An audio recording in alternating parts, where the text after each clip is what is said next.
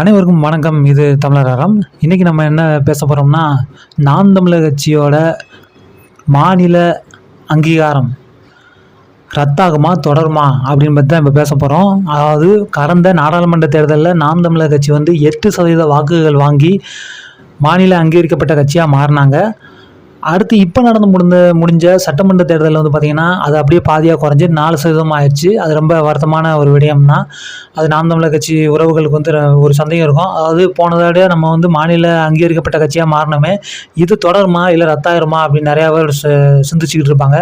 அது எதிர்கட்சி நாம் தமிழர் கட்சியை வெறுக்கிறவங்க என்ன சொல்லுவாங்கன்னா, ஒரு மகிழ்ச்சியில் இருப்பாங்க. இதோட முடிஞ்சிடும் நாம் தமிழர் கட்சி அப்படின்னு சொல்லியிருப்பாங்க. இதை பற்றியான காணொலி தான் இது. அதாவது என்னென்னா, தேர்தல் ஆணையம் உடனே ரத்து பண்ண மாட்டாங்க, ஒரு வாய்ப்பு கொடுப்பாங்க. போன நாடாளுமன்ற தேர்தலில் நாம் தமிழர் கட்சி மாநில அங்கீகரிக்கப்பட்ட கட்சியாக மாறி ஏற்கலப்பை விவசாயியோட சின்னம் கொடுத்தாங்க. இப்போ அதே சின்னம் தான் இதுவும் தொடரும். எதுக்காண்டி வாக்கு குறைஞ்சிச்சு அப்படின்னு சொல்லி நம்ம இன்னொரு காணொலியில் நம்ம பேசுவோம். இந்திய அரசியலமைப்பு சட்டம்படி ஒரு மாநில கட்சி அங்கீகரிக்கப்பட்ட கட்சியாக மாறணும்னா, நாடாளுமன்ற தேர்தல் அதாவது எம்பி எலெக்ஷன் இருக்குல்ல, அதில் 6% வாக்கு வாங்கி ஒரு நாடாளுமன்ற தொகுதியில் வென்றிருக்கணும். இது சட்டமன்ற தேர்தல் அப்படின்னா 6% வாங்கி 2 சட்டமன்ற தொகுதியில் வென்றிருக்கணும். இந்த ஒரு இதில் அவங்க வென்றிருந்தாங்கன்னா அவங்க மாநில அங்கீகரிக்கப்பட்ட கட்சியாக மாறிடுவாங்க. அப்படி இல்லைன்னா இரண்டுமே 8%க்கு மேலே அவங்க வாக்கு வாங்கணும்.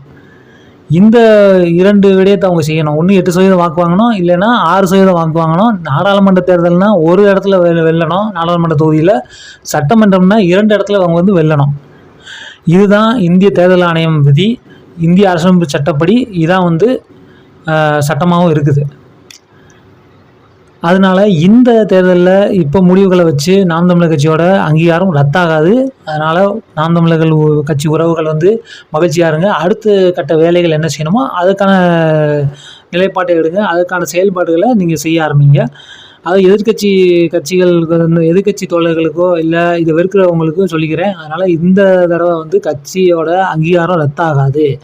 அடுத்து பார்த்திங்கன்னா வருகின்ற நாடாளுமன்றத்தில் இவங்க நிர்வகிக்கணும். அதாவது 6% வாக்கு வாங்கி ஒரு நாடாளுமன்றத்தில் வென்றிருக்கணும். அப்படி இல்லைன்னா 8%க்கு மேலே வாக்கு வாங்கியிருக்கணும்.